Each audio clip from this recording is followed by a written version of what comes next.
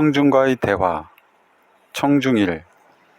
교수님, 강의 잘 들었습니다. 선출되지 않은 권력을 통제해야 한다고 하시면서 배심 재판 제도를 말씀하셨는데요. 얼마 전 통합진보당 해상 사건으로 헌법재판소에 대한 국민의 통제가 필요하다는 주장이 제기되고 있습니다. 법학자로서 어떻게 생각하시는지 궁금합니다. 조국.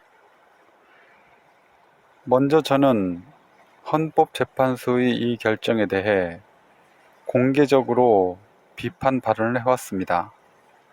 저는 김희수 재판관이 쓰신 반대 의견에 동의하고 있습니다. 첫째, 아로라는 조직이 내란을 도모했는지에 대해 최종적인 법원 판결이 나오지 않았습니다. 둘째, 아로가 내란을 도모했다고 확정된다고 하더라도 아로와 통합진보당을 동일시할 수는 없습니다. 통합진보당 당원이 10만 명쯤 될 텐데 이 사람들을 아로의 꼭두각시라고 말할 수는 없죠. 통합진보당의 노선에 동의하지 않는 시민들도 많을 것입니다. 그러나 정당에 대한 판단은 사법부가 아니라 선거를 통해서 이루어져야 한다는 게 저의 확고한 소신입니다.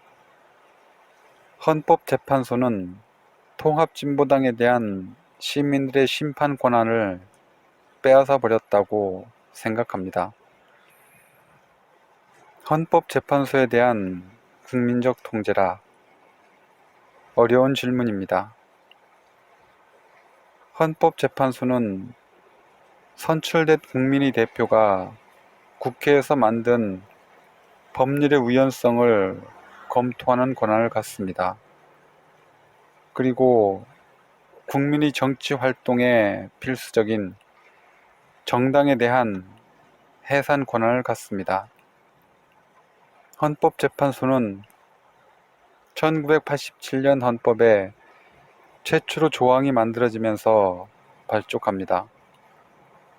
이후 우여곡절이 있었지만 제 역할을 한 것으로 평가받고 있습니다. 그러나 서울이 수도라는 것은 관습헌법이다라는 결정이나 이번 통합진보당 해산 결정은 동의하기 어렵습니다.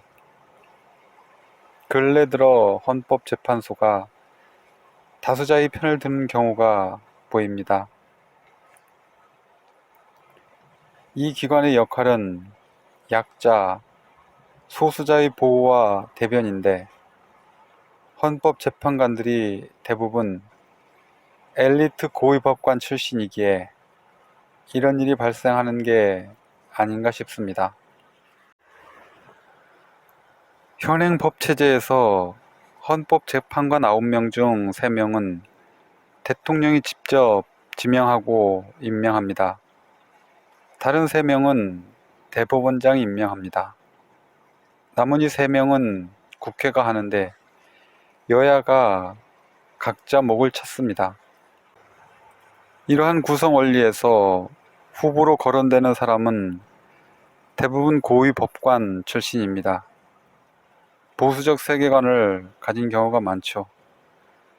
개헌을 하기 전이라도 대통령, 대법원장, 국회 후보 추천 과정에 국민의 참여를 보장하거나 의견을 듣는 절차가 마련되면 좋겠습니다. 청중이. 오늘 아침에 제가 공교롭게도 사회개혁론과 관련된 강의를 들었는데요. 교수님께 여쭤보고 싶은 내용이 생겼습니다. 조국. 오늘 사회개혁론 강의를 들으셨어요? 청중이. 네. 그런데 교수님 강의가 더 재밌습니다. 조국, 그 선생님에게 누를 끼치는 청중이. 내용을 요약하면 정치체제를 민주정, 귀족정, 왕정 세 가지로 구분하면서 루소가 이렇게 얘기를 했다는 건데요. 국가의 목적은 더 많은 국민, 더 많은 영토를 설정하는 게 맞는 방향인데, 규모가 크면 클수록 민주정보다는 귀족정, 또 귀족정보다는 왕정이 좀 더 이상적인 것 같다는 내용이었어요. 저는 이 부분이 약간 이해가 되지 않습니다. 원래 의미는 어떤 것이었을까요? 조국, 사회계약론에서 루소는 정부 형태를 군주정, 귀족정, 민주정 세 가지로 이야기하고, 민주정은 규모가 작은 나라, 군주정은 규모가 큰 나라에 적합하다고 말하고 있습니다. 루소는 각 형태의 장단점을 설명하고 있습니다. 사실 당시 유럽 국가는 다 왕정이었어요.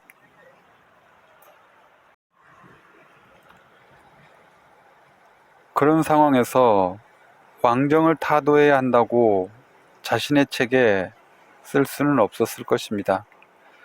그랬다면 바로 처벌될 테니까요. 제 생각으로는 루소가 민주정을 마음속에 품고 있으면서도 새 형태에 대해 논평을 한 것 같습니다. 그가 인민주권론을 내세운 것, 직접민주제와 추첨제를 강조한 것, 지방분권을 강조한 것 등에 속마음이 있었다고 봅니다. 물론 루소는 자신의 구상이 실현되는 민주정은 규모가 작은 나라에 적합하다고 판단하고 있었죠. 좋은 질문 해주셔서 감사합니다. 다들 수고 많으셨습니다. 다음 시간에는 강의 마치고 다 같이 맥주 한잔하는 기회를 가지면 좋겠습니다. 감사합니다.